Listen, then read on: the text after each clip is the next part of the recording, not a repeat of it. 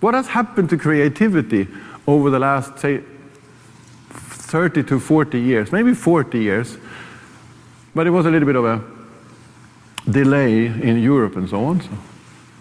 And I remember going to dance performances with my mother when I was a kid in the library. It was once every 6 weeks or something like this. And we went there. I was maybe 5 or something years old. And we went, and it was me, my mother, 3 other women in there that for me at that time was enormously old, like 300-400 years or whatever, but they were probably 46 or so. But it was me, my mother, these 3 other women, and it was 4 women that organized the situation. So we were usually 8 people in the audience, or 9. Yeah. And then there was always 2 women on stage. And what they did, first of all, all of them had big braids. Is that what you call it here? Braids on both sides, right? It's like a prominent braids. And they wore no makeup, and they had no bras. And very often they had home-knitted sweaters where you could kind of, I was only 5, so you could see the nipples very strongly through the sweater.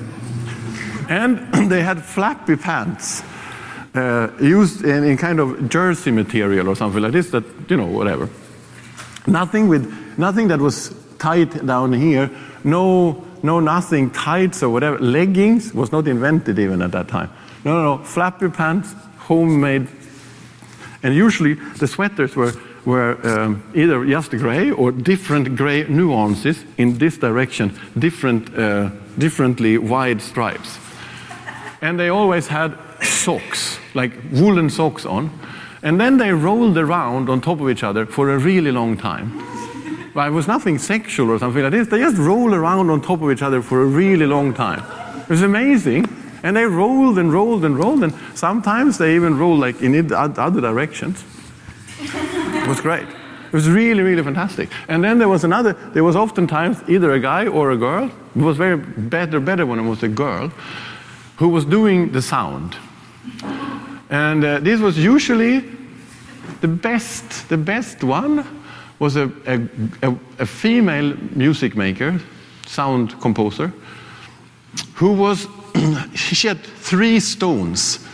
A bigger stone, a flat stone, and then 2 less flat stones.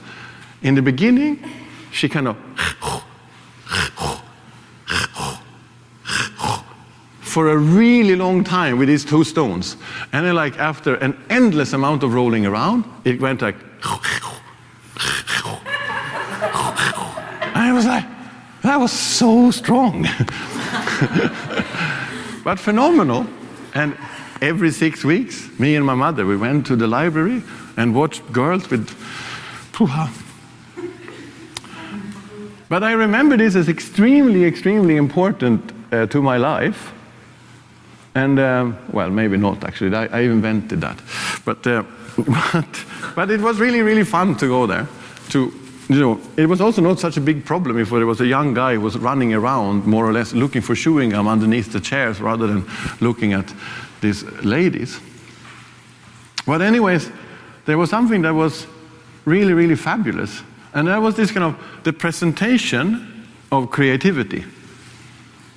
Like, for me and my mother, this was really something unimaginable. 2 women crawling around on top of each other to somebody else, touching 2 stones to each other. It was amazing. And for my mother, I believe it was also quite important of seeing other women of her own age doing things, wearing things, being comfortable with their bodies, rolling around, crawling on top of each other, and so on and so on. And obviously my mother was a quite open-minded chica as well, because after all, we went there 9 out of 100,000 people in the city where I grew up. But it was something incredible about this, that to experience creativity, which was a kind of a scarcity in 1974 or whenever this was, right?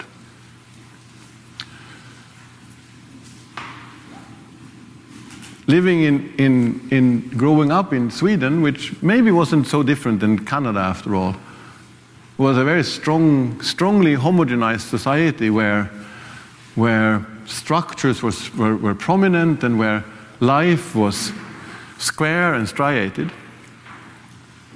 Creativity came in as something that maybe we could also do it like this.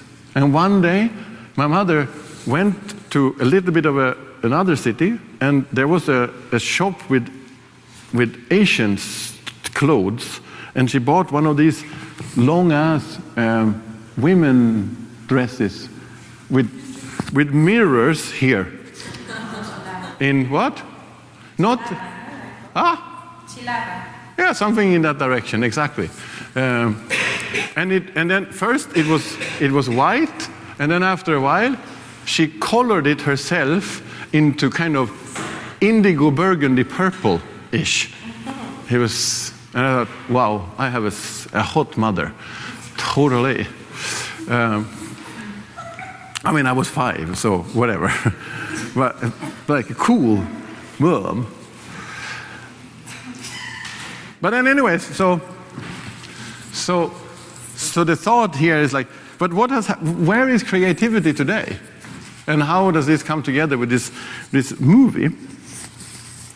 And I thought about it, and that somehow the life that we live today is, or the society that we live in today, is a society where creativity has become, and for you who have heard me in the morning and the afternoon, you know what I'm going to say, right? Creativity has been co-opted by market opportunities. So creativity has become an asset and something in your personality that you can sell, or that I sell, or that we sell at work. Sort of in the sense of well, if you have a meeting with your boss or whatever, and they say, but you know, I can't do this until Friday. And what does the boss say? Well, you know, come up with a creative solution. You're always in a situation where creativity has become a currency. You're in very often in situations where use your creative imagination and it's all going to be fine, right?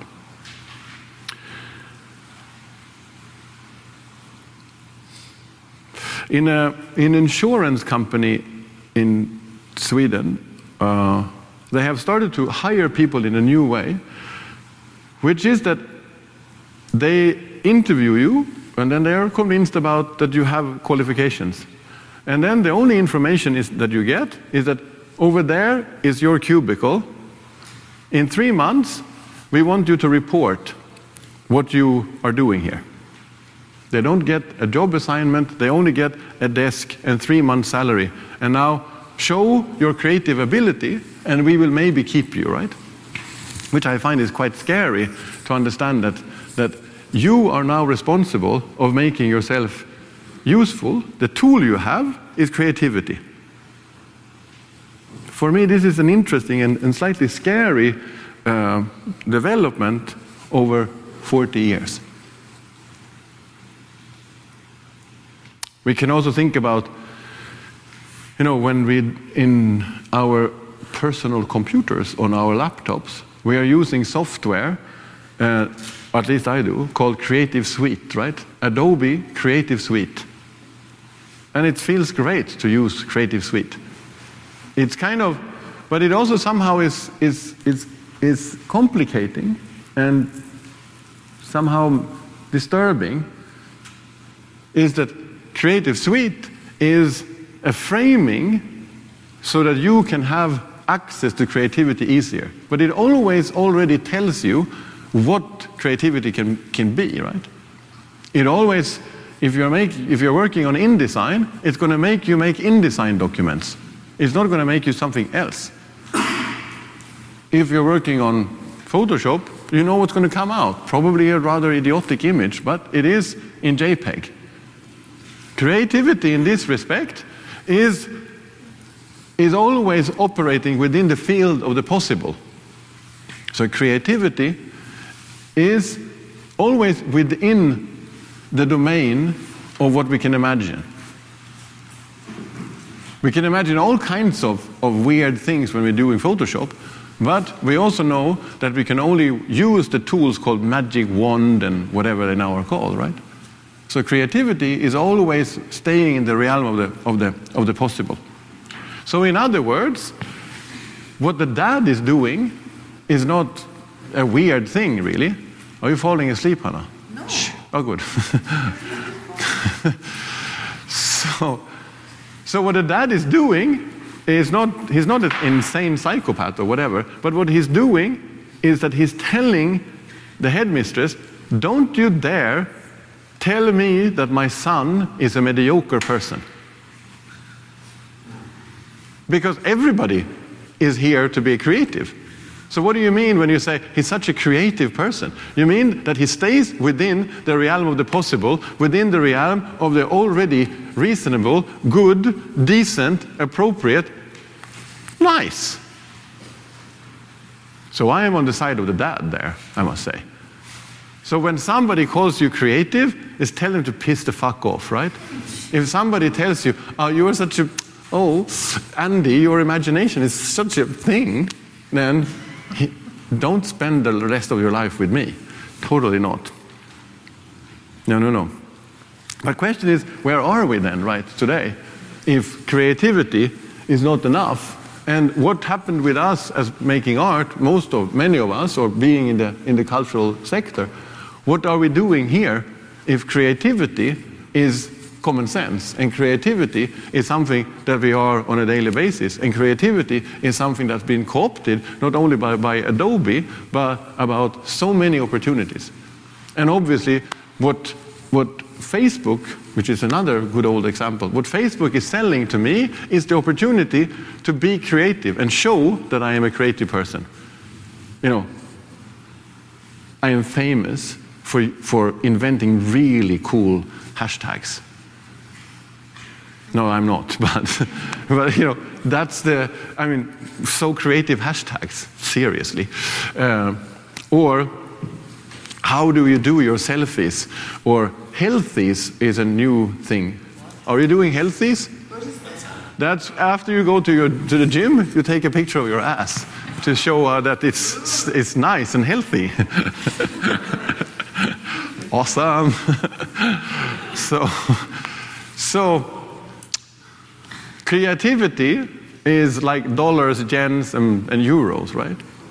And maybe creativity is much more of a currency than euros and yens. Also in so matter that it's utterly abstract. And what we sell to a large extent in the cultural sector is indeed selling creativity, right? Not so much selling our work anymore as selling us as creative. We can also see this in respect of, say up until, until 1989, then you were still selling work. And then there's a moment where you're selling anecdotes about yourself. But then after 2000, after 9/11, I think that to a large extent, as an artist, I'm selling creativity as a sort of raw material. And then it can be played out in whatever projects, obviously, in the sector. Projects being a sort of, I am always available for another one, and I don't need to finish my projects. It's enough that I engage in them, right? Somehow, it's only crazy people that make pieces and have premieres today. What we do is we are engaging in projects. And then you can always say this, you know, I'm busy with this project. And so and then in this part of I'm really busy with writing, which basically means that you're sitting around in a coffee place and doodling. But it feels good to say I'm in a project, right? And you keep all doors open. You're always available for another one. Always open for another creative opportunity, obviously, right? We need to first recall that hijacking and abduction and hostage is three different opportunities.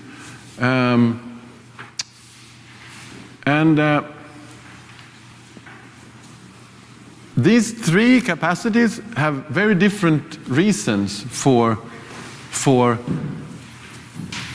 suspending life for a moment or so on. Whereas hostage is basically about keeping people in order to produce leverage.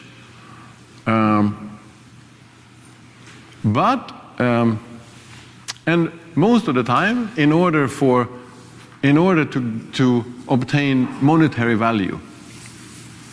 Sort of hostage dramas is typically bank robbers and shit like this.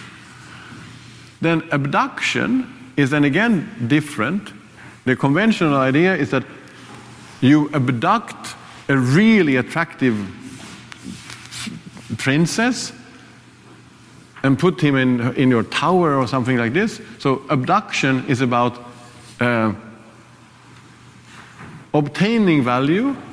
If this is about, for example, aliens or whatever, we are abducting somebody in order to extract some kind of information, and then we can send you back. An abduction is happily passing unnoticed. When you abduct somebody, you want to do it with like it's raining, and nobody should really bother. You don't want to have more fuss than absolutely necessary. Then hijacking appears to have a different resolution, which is strongly about gaining visibility. So you are not taking those people in order to produce leverage in respect of give us the money or whatever, but I believe that you do it, you need to hijack in quite spectacular situations. Airplanes are obviously phenomenal. In order to produce visibility and produce not that you get away with it, but you need to produce to a hijacking in this sense is making a rupture in a prominent or a more or less prominent texture or structure. What you do when you hijack is to arrest a system. What you do when you hijack is to point at there is something in the system that you are organizing that is not tight enough. Because otherwise, how could this happen? How are you caring? How is this system that you are producing, or how is this ideological organization that you are proposing, how is that caring for its citizens? You hijack in order to produce visibility for not yourself really neither, but for a cause. And your cause gains leverage in so a manner that our cause can easily infiltrate a system that apparently doesn't seem to be particularly prominent. And it is important with sustainability. So a hijacking drama that ends after 23 minutes is not a good thing, right? No, it has to take the time. It has to be there on the tarmac, and they have to bring people in and out and pizza boxes and whatever it now is, right? It needs to have suspense. It needs to propose suspense, and it is all about suspending this crack or this rupture or this breach in a system. We know that the first hijacking drama historically was in 1931, which was somewhere far away, and it is growing very strong in the 60s.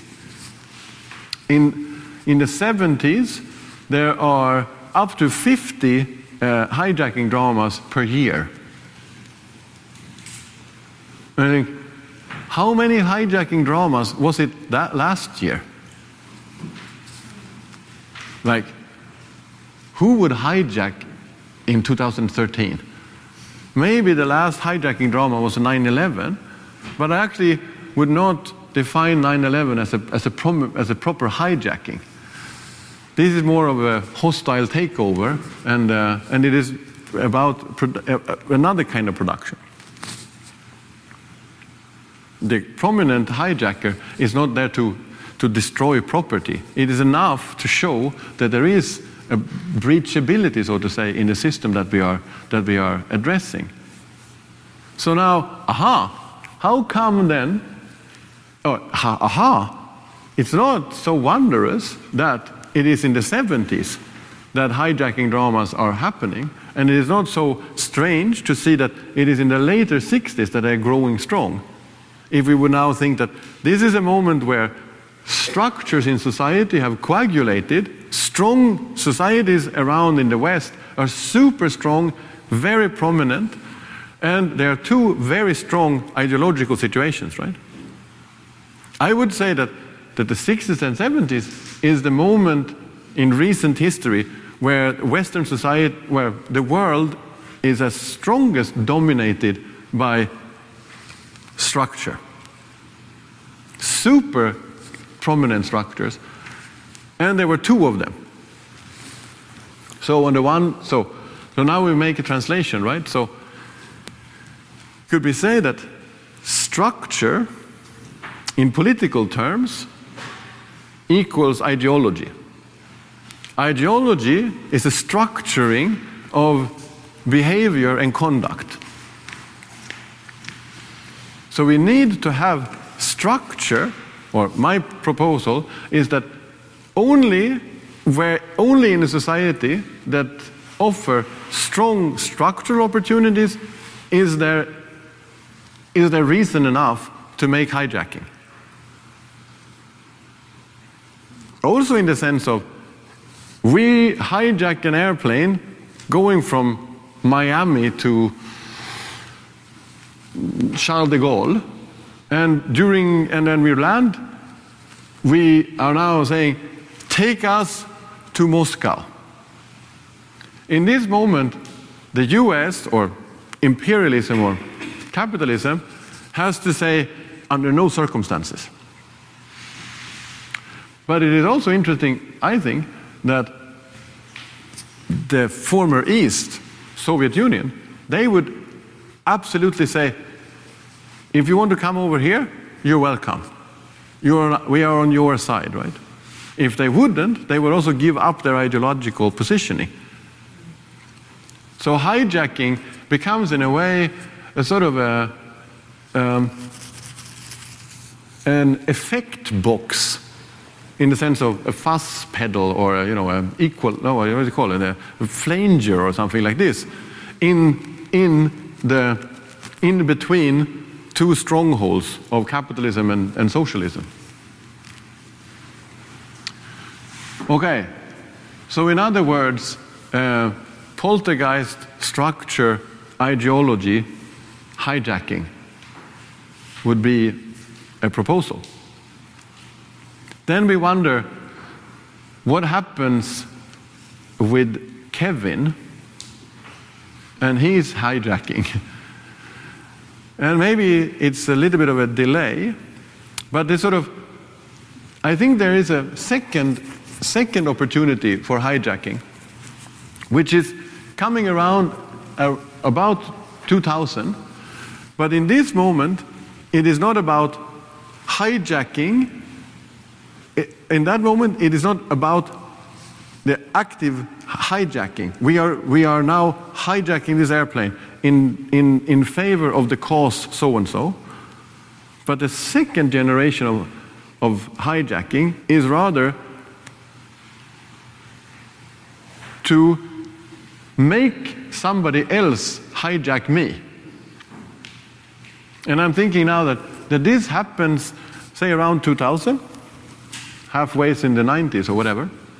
It happens in the sense of marketing, right? So we realize that to market our product is expensive.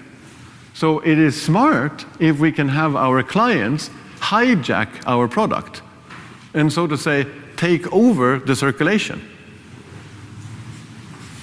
We plant viral videos. Do you remember that we had that? Like, that feels like viral video is like before it went this. It's the same time as the internet still made a sound. You remember? Sort of.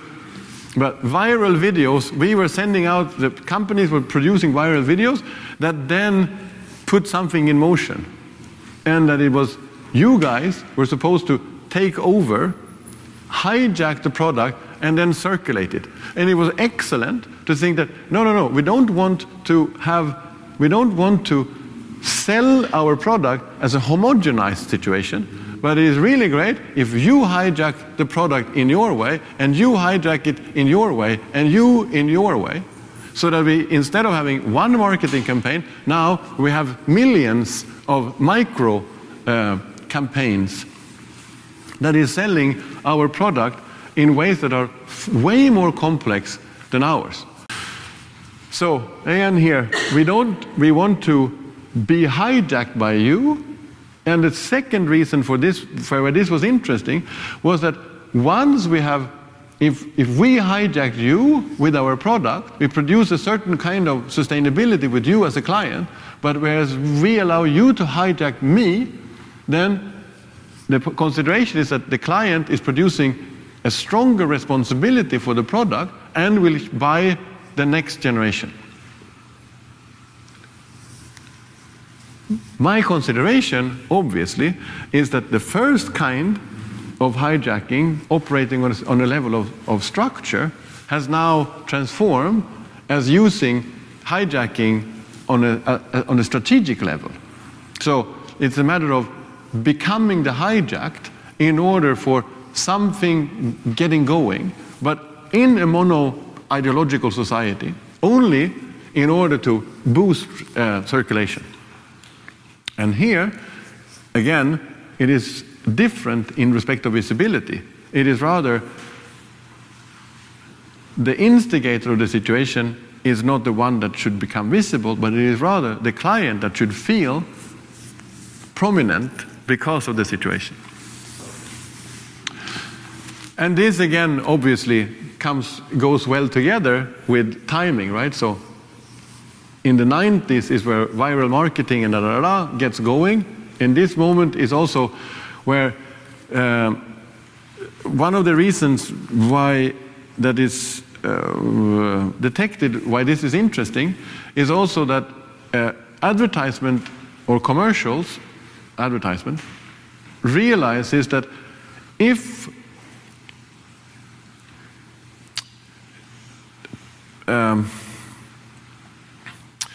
we want to make an advertisement campaign for Super Bowl, for example, it's a hell of a lot of money, but the problem is not just that there's a hell of a lot of money, but if we make this kind of campaign, Budweiser,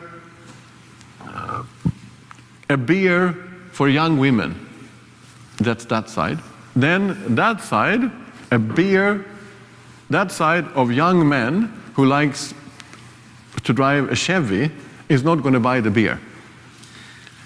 Either the situation is that either we have to make some so specific campaign that we cancel out. For you to feel strong with Budweiser, we have to cancel out that side. Or, on the other hand, we have to, in order to meet the whole population, we have to make such a low-key, diplomatic campaign that nobody will buy our beer in the first place. So in the mid-90s, there's a saturation in commercials, and there's a saturation of understanding what the target group is. So there is also a business argument, obviously, to how this sort of hijacking of brands is happening. And we should add to that, or products, perhaps to begin with, and we should add to this that I find is somewhat interesting in how to understand branding. Well, maybe this doesn't matter. But in any case, that in the mid-90s, Nike sold all their factories and sold all their real estate and got rid of all manufacturing, right? Nike from, I think it's 94 or 95 or whatever, is only an office that brands other people's products. So for the next year's sneakers, Nike only sends out and asks for proposals. They don't design the shoes themselves. They don't, and they don't, and they don't. What happens in this moment is, of course, that Nike is not interested in being a shoe manufacturer anymore, but they want to be a brand in an abstract sense, right? Nike is whatever you want it to be. If you need a pair of socks, then we will provide you with a pair of Nike socks. If you need a Nike fucking airplane, no worries, we fix you one. So there is a becoming abstract of brands. Earlier was like, my dad always drove a Dodge. The sort of Dodge quality for quality men or something like this. Whereas in the 90s, I don't know, is Dodge a quality car? No. No. Okay. Muscle car. Muscle car, yeah. It's a nice name though. Dodge. It sounds very good. Anyway. Dodge. Huh? The expression get out of Dodge quickly. Ah, get out of a Dodge. All right. But from quality and longevity, sustainability, in 90s, what we are interested in is rather to make you a Nike person, not because of the quality, but because the abstractness of what you get from being branded. In other words, brands goes from being about prominence and quality to being about a negotiation with identity. But I could think about two ways of getting out of prison.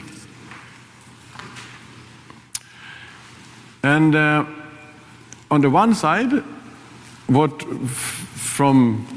a certain Deleuzian touch to it, on the one side, a prominent prison break, which basically is, you dig a hole through the wall or whatever and get out, and then you hope for the best.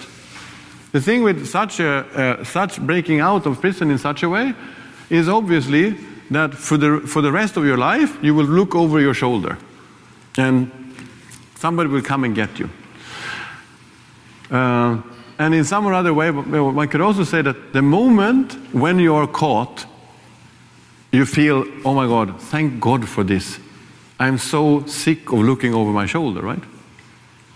So prison break, in this sense, is about making your way out and making sure that it's made visible.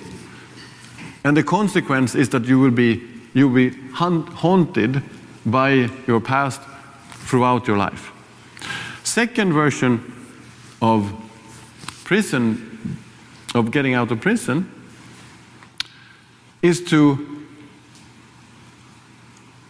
sneak out without being noticed. Or, so to say, getting out but swapping place with a guard that is almost a lookalike with you or something like this. So that nobody will realize that you actually got out. And the problem for this person is that it's going to be very, very lonely. Because nobody is going to come after you. Because you cannot announce anything, right? You're as if you were still in the prison, and now your life is that you will be very sad, or at least very lonely. Until the moment you tell somebody, and then you get in again, and then, hoo-ha, fabulous, I made it happen. Now I have identity again, right? So I thought none of these two are interesting opportunities of escaping or of reaching out or making a breach.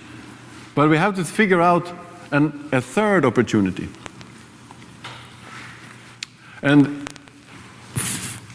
for Deleuze readers, we know that Deleuze is always Deleuze-Guattari are quite binary thinkers. He's like, this is really bad, this is quite bad, and now we won't tell you what to do as a third opportunity.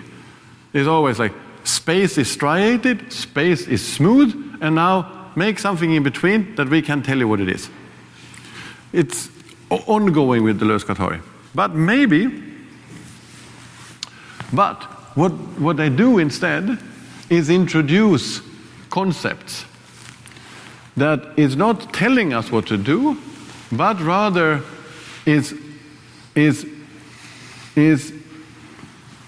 complexifying a situation so that a possibility of another kind of thought is opened for.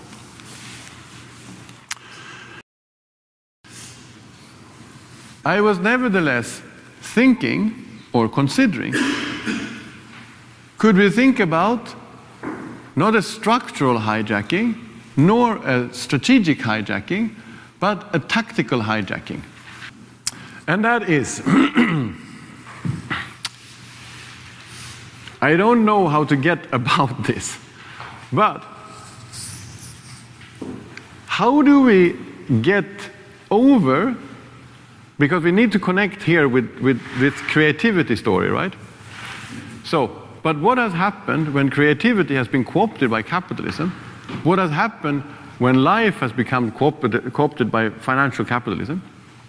How can we do then? So I'm thinking that what we need to do, or a proposal, or one possibility, not possibility, but one consideration would be to think about a tactical hijacking, which is to say that I have to hijack myself, so to say, without knowing it, in order to stop being me. Thanks for your attention. No, a little bit more. And this obviously doesn't work. But our problem is that as long as I am inscribed, as long as I have identity, I am always within the realm of the possible. I can always only be something that I can possibly be. I cannot be something in front of you that you can absolutely not imagine. You need to be able to contain me somehow. So I can only be something that one can possibly be. I can only, with my identity, I can only be creative. Identity in this respect stays in the realm of the possible, stays in the realm of neoliberal capitalism. In other words, I have to, again, in order to bypass creativity, in order to think as I can't think, I need to hijack myself in order to not be me anymore, and only when I am not an identity can I produce a thought that is something else than creative. In other words, I have to hijack myself and bring myself out of the framing or the dispositive that we can kind of call life in order for another kind of production to take place. So in respect of this, I think we need to add a chapter to this book that we all travel with, right, called Mille Plateaux. We need to add a chapter that is called Tactical Hijacking, as a way of bypassing the creativity, as a way of bypassing the feel good, the kind of Cosby sensation of being creative, in order to also produce a situation where something more than will you still love me tomorrow is at stake.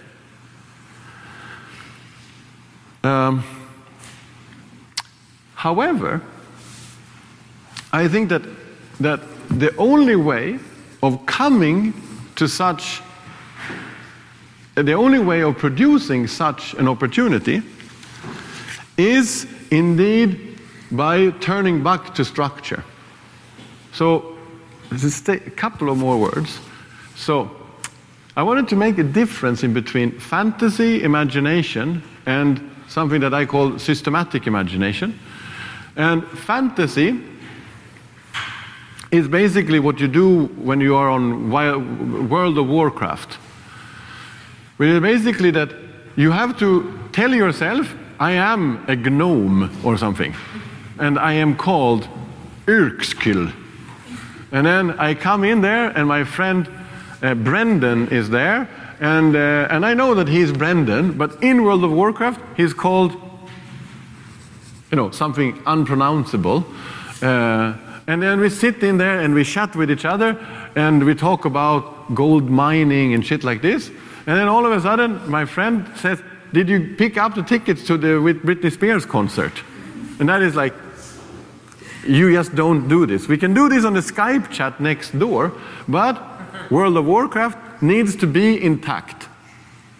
It cannot sustain any kind of interruption of a fantastic web, so to say. So fantasy is really, really great, but it is a rather primitive something, and it only allows us to submit to an already proposed reality.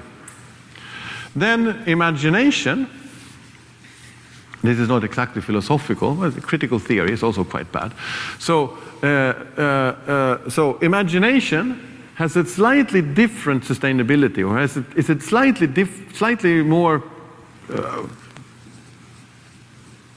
strong or whatever, which is basically to say when operating within imagination, we can allow certain cuts to happen or certain interventions to happen without this sort of web of imagination falling over, right?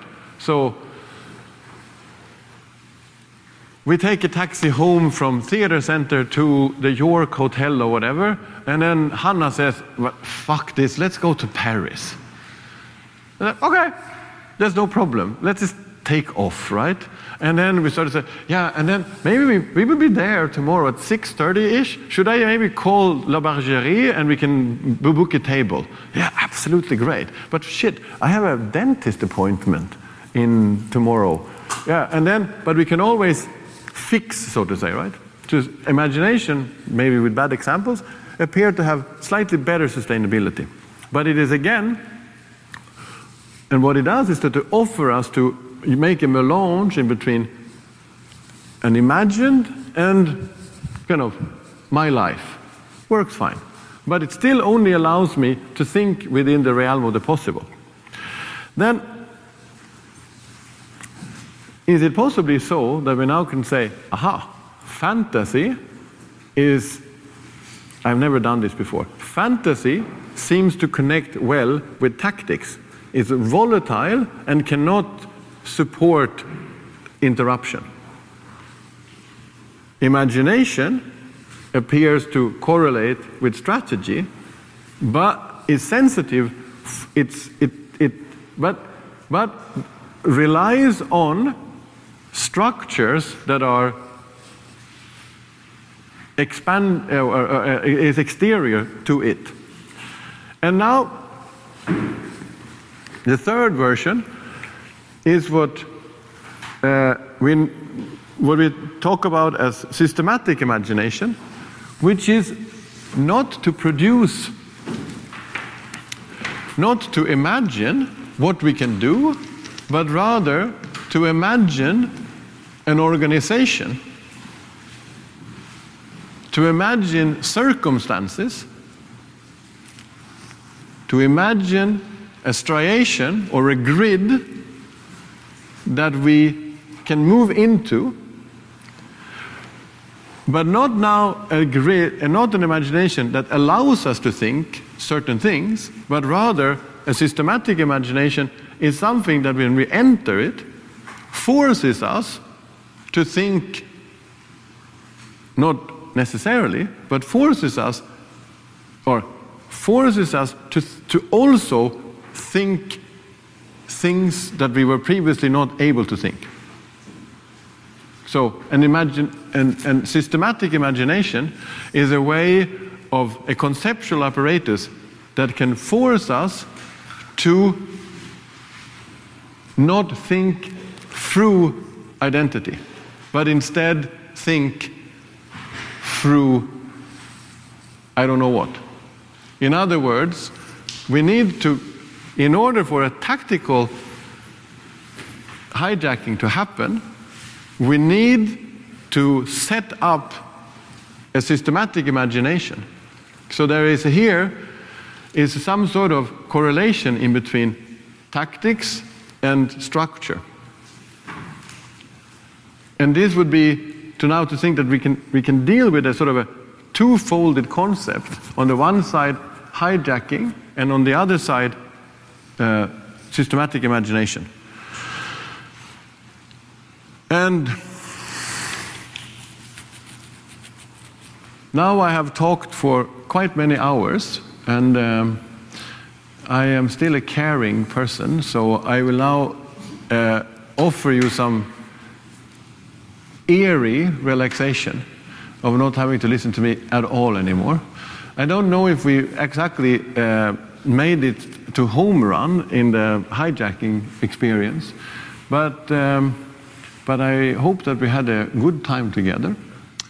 And I am very, very thankful for you having been a kind of systematic imagination that made me have to think things that I have absolutely not planned before I started today.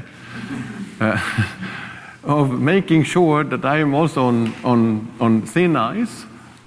Also following up Kendall's lecture from yesterday that to me was really, really impressive in the sense of hijacking the lecturer in order for something to come out that also he, or at least potentially, or it felt like it, he was not able to comprehend. And in this moment, still, the hijacking that he did to himself yesterday, it might just linger in his body also today, but not as a conclusion, but rather more as a kind of irritation on the body, that something took place with you, also possibly with me, right? Something took place, something happened yesterday, but we are still not able to articulate what it is. And I think this is the finale of today, right? A tactical hijacking is a matter of, is then obviously also an affective hijacking and not an effective hijacking. It's an affective hijacking to which, at the end of the day, I have to make myself available to these transformations. And in that respect, changing what one can be. So, should I make one more attempt to finish? But anyway, enough of anecdotes. Merci beaucoup. Let's go for a drink. Cheerio.